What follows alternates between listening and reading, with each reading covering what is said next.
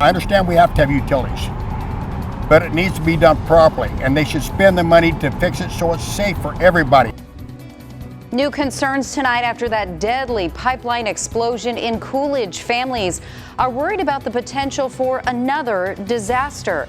That fiery explosion rocked this small community, killing a man and his teenage daughter. While investigators work to determine the cause of that unexpected pipeline blast, everyone nearby is on edge. Tonight, Arizona's families uncovered a pipeline problem state regulators didn't even know about until we got involved. Carissa Planout has an exclusive report how another rural community could be a ticking time bomb. This is a disaster waiting to happen is what it is. This pipeline runs along the edge of a cotton farm in Picacho. Owner Jack Dixon says he's had problems from day one. They just kind of went through and just started tearing stuff apart. Jack accuses Kinder Morgan of breaking a dike when it put in this petroleum pipeline. He says the destruction didn't stop there. A couple of years later, it rains. Sure enough, it washes all that out. It floods my whole farm, costing us probably $800,000 worth of damage that they did. An expense Jack says Kinder Morgan has refused to take care of. I don't have the money to fight them in court. That's all there is to it. So basically, they don't care. Earlier this month, a Kinder Morgan natural gas line exploded in Coolidge, killing Luis Alvarez and his 14-year-old daughter, Valeria.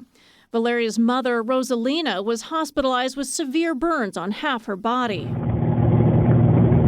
Jack captured footage of the resulting fire when he flew over the blast site. He worries the exposed pipeline on his farm could cause trouble if Kinder Morgan doesn't take action. Just do your job. If it was your family that got killed, it'd be a little bit different. You can tell from the wall of dirt how much erosion has happened over time. And here at the bottom, you have the exposed pipeline. There are just a couple of plastic mats protecting the pipe from this slab of concrete. In a statement, Kinder Morgan blamed recent severe flooding and said it is currently developing plans to cover the pipe and restore the area.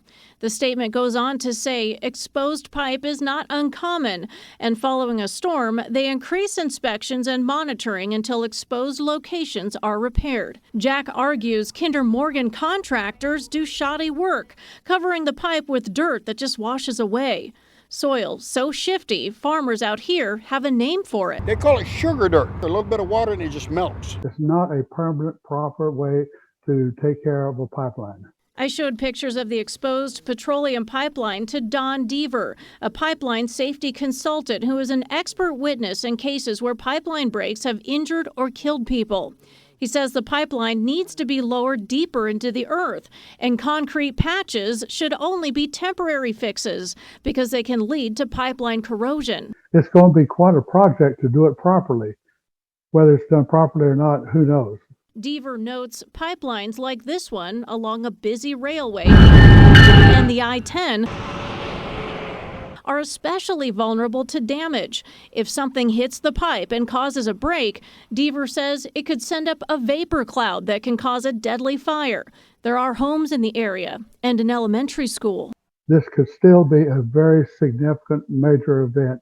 Arizona's family notified the Arizona Corporation Commission, which enforces federal and state pipeline safety regulation. A spokesperson says the agency was unaware of the exposed pipe and has now reached out to Kinder Morgan about fixing the problem. Just like this all the way down. Jack hopes the issue is handled the right way. They should spend the money to fix it so it's safe for everybody, not just Kinder Morgan. In Picacho, Carissa Planout for Arizona's family.